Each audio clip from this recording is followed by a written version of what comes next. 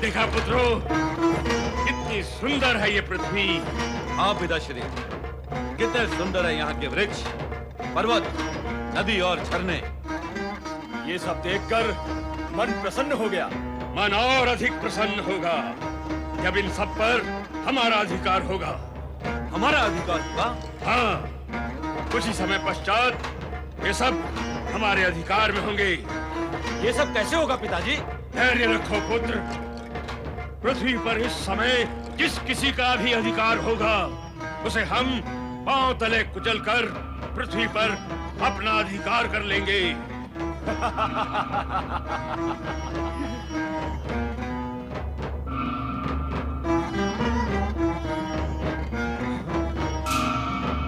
ऊपर क्या देख रहे हैं पिताजी? क्या वहाँ भी हमारे लिए कुछ है? हाँ, वहाँ तो यहाँ से भी अधिक है। आकाश के ऊपर अंतरिक्ष में स्वर्गलोक है। स्वर्गलोक। स्वर्गलोक? हाँ, जहाँ देवताओं का निवास है और देवताओं का स्वामी इंद्र अपनी महारानी शची के साथ स्वर्ग के सुख भोग रहा है। तो क्या वो स्वर्गलोक भी हमारा होगा? हाँ, उस सुंदर और अद्भुत स्वर्गलोक पर भी कुछ समय पश्चात हमारा अधिकार होगा। हम अपने बाहुबल से देवताओं को समाप्त करके स्वर्गलोक पर अपना अधिकार कर लेंगे।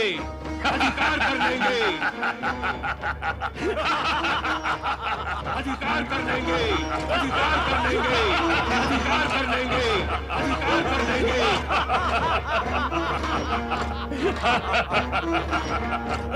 धन्य हो भोलेनाथ, धन्य हो शिव शंकर, आपने मेरी प्रार्थना को सार्थक कर दिया।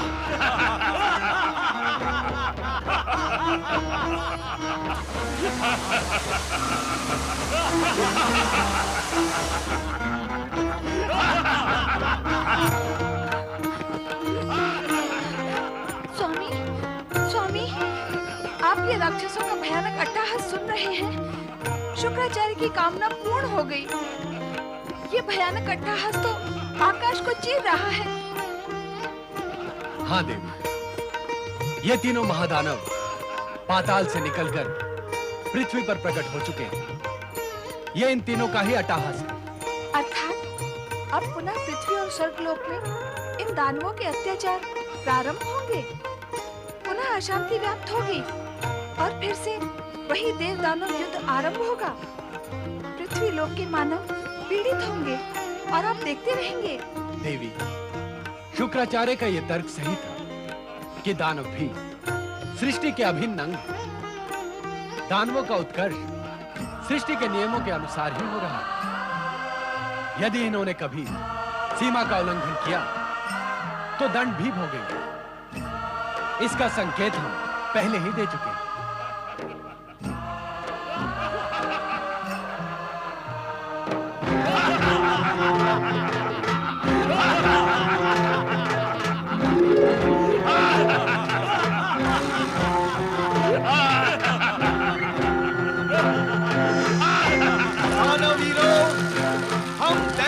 शुक्राचार्य हैं, हम तुम्हें देखकर अति प्रसन्न हुए। आओ, हमारे आश्रम में आओ, हम तुमसे कुछ कहना चाहते हैं। शुक्राचार्य, दैत्य गुरु शुक्राचार्य, पाताल लोक में हमने इनके कई बार दर्शन किए हैं। दानव राजदनों, आओ, अपने पुत्रों को लेकर हमारे आश्रम में आओ। पृथ्वी लोक पर तुम्हारा स्वागत है। हम आ रहे हैं, आ रहे हैं हम लोग।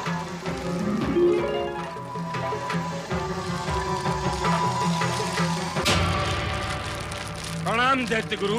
प्रणाम दैत्य गुरु, कल्याण।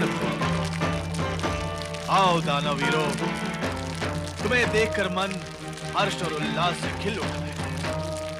आपके दर्शन पाकर हम भी प्रसन्न हुए दैत्य गुरु। ये सब भगवान शिव की कृपा है। उन्हीं की कृपा से तुम पृथ्वी पर प्रकट हुए हो, इसलिए तुम्हें उनके आदेश का पालन करना होगा। आदेश? कैसा आदेश दैत्य गुरु? तुम्हें अपनी सीमाओं में रहना होगा। पृथ्वी लोक पर तुम किसी प्रकार का अत्याचार नहीं करोगे। अपने कार्यों से किसी को कष्ट नहीं पहुंचाओगे।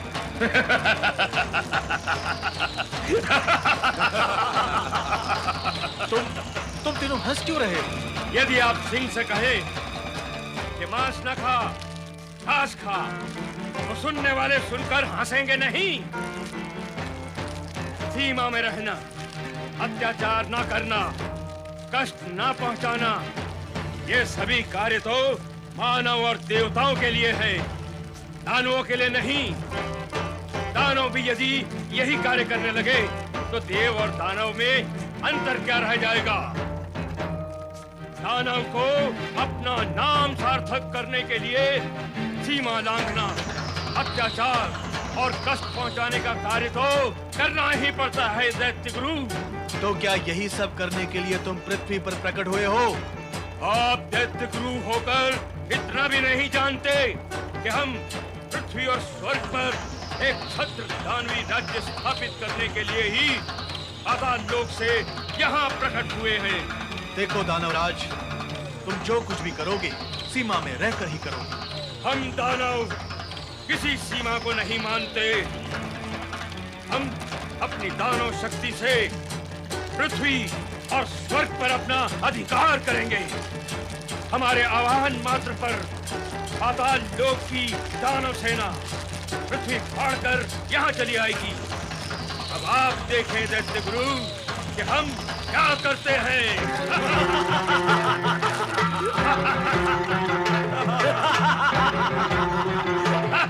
ये तो भगवान शिव के आदेश का उल्लंघन करने पर उतारू है। अब ऐसी स्थिति में तुम्हारा क्या होगा शुक्राचार्य? मैं प्रार्थना, आश्वासन सब व्यर्थ हो जाएंगे।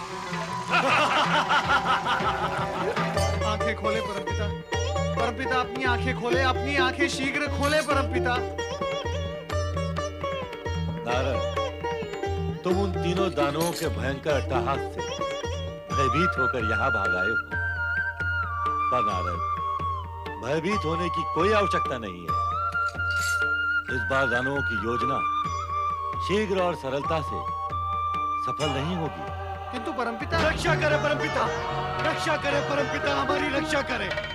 दानवों का आदि पुरुष धनु पाताल लोक से निकलकर अपने पुत्रों से स्वर्ग लोक की ओर बढ़ रहा है। स्वर्ग लोक पर संकट के बादल मंडराने लगे हैं परमपिता। हमारी रक्षा करे परमपिता, हमारी रक्षा करे। उन दानवों का अट्टहास महाभयंकर है ब्रह्मदेव। ऐसा प्रतीत होता था जैसे आसमान फट जाएगा।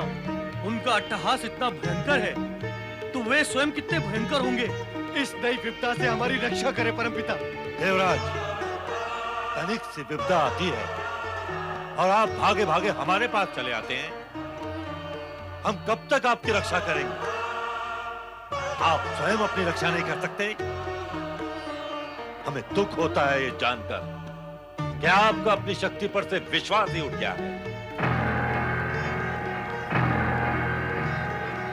देवराज, परमपिता ब्रह्मा जी ने मुझे अभी अभी ये बताया है कि इस बार दानवों की योजना इतनी शीघ्र सफल नहीं होगी। अतः धनु और रंग कर्म के स्वर्ग पहुंचने से पूर्व आप वहां पहुंचकर उन्हें खदेड़ दे। आप अविलंब स्वर्ग पहुंचे देवराज।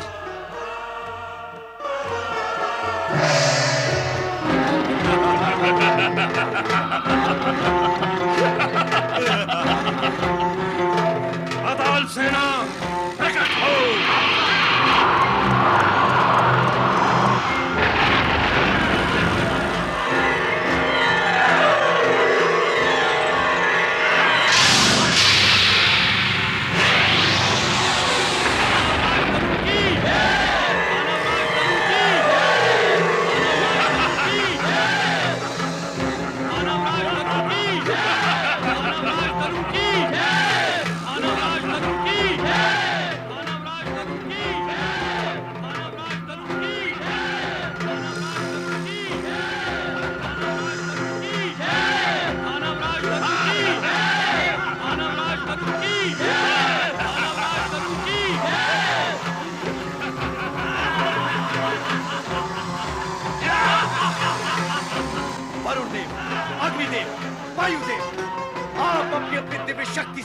दानवों को नष्ट कर दे। उन्हें स्वर्ग के समीप पहुंचने का अवसर भी नहीं मिलना चाहिए।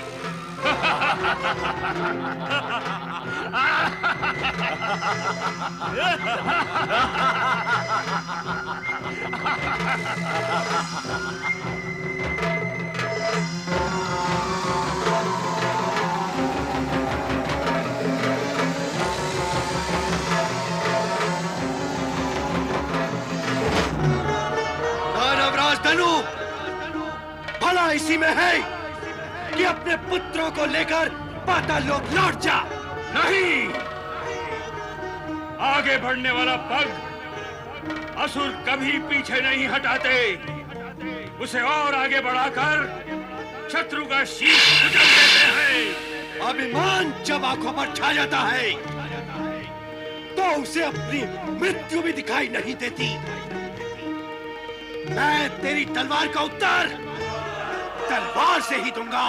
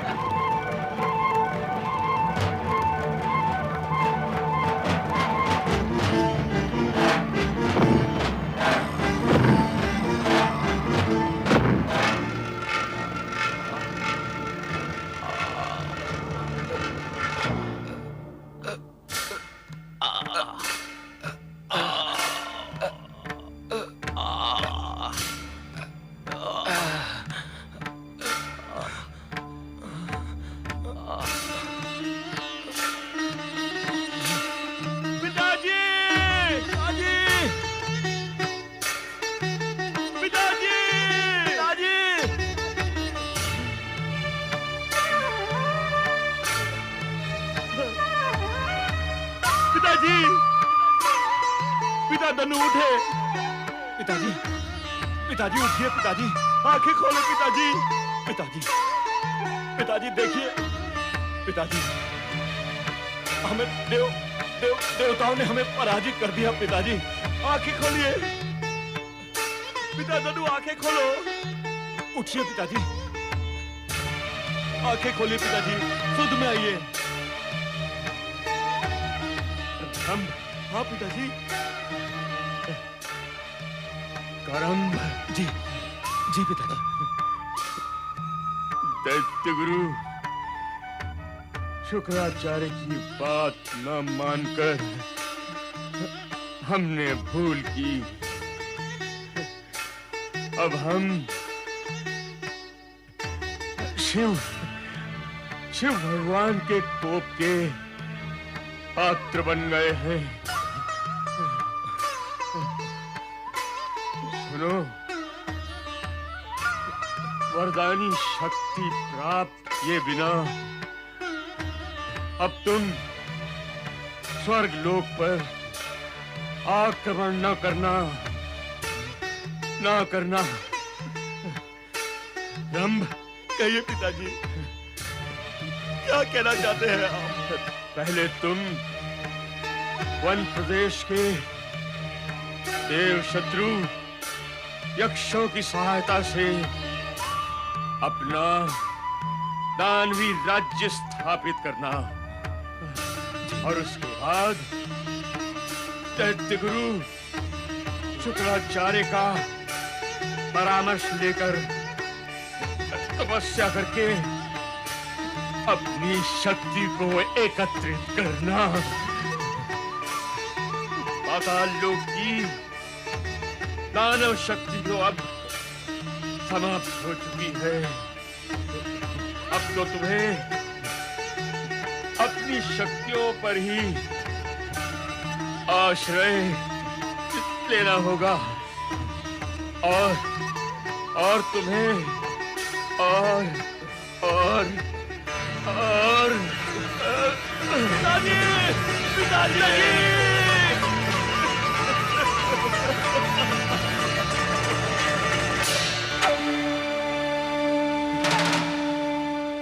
हम आपकी इच्छा को अवश्य पूर्ण करेंगे। हम प्रतिज्ञा करते हैं कि आपके आदेश का पालन करेंगे।